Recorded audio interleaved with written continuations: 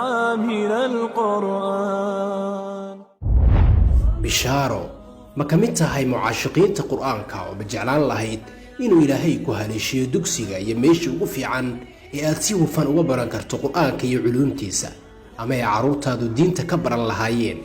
dugsiga qur-aanka kariimka ee nuur al-iimaan online nalbaa inoo ifeeya nuur aanan dameynin ruuxii daneynayo barashada qur-aanka la xiriira dugsiga qur-aanka ee nuurul iimaan online nuurkaasi ninkii moog naxariis ma heestee xumaan kama sariigtee daa'imoob allahayow diintaada nagu sug nuurul iimaan online naruuro weeye ee rabbigeen ina siigay ee daljoog haddaa tahay daaqilka soomaali degmooyinka banaadir iyo gobolada dalka oo idil si fudud cilmi ugu bara fahane ay ku dheehan tahay dugsiga qur-aanka kariimka ee nuurul iimaan online nuur al-iimaan online dibadjoog haddii aad tahay dunida daafaheedaba degdeg kaga mid noqo kuwa diinta kaga aflaxay dugsiga qarnigan ku haysto qaabbarista online-ka ee nuur al-iimaan online dugsiga qur-aanka ee nuurul iimaan online waa dugsi barashada duruusta diiniga ku bixiya hab online iyadoona ay ka faa'iideystaan dad badan oo isagu jira dibadjoog iyo daljoog maadooyinka uu bixiya dugsiga qur-aanka ee nuurul iimaan online ayaa kala ah xifdinta qur-aanka kariimka tafsiirka qur-aanka kariimka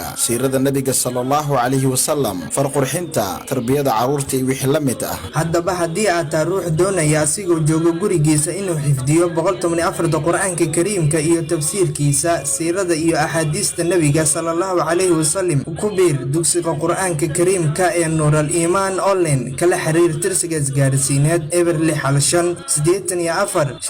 654 balanteen waa inaan ka mid noqonaa kumanaanka ruuxa cilmiga ka barto dugsiga qur-aanka ee nuurul iimaan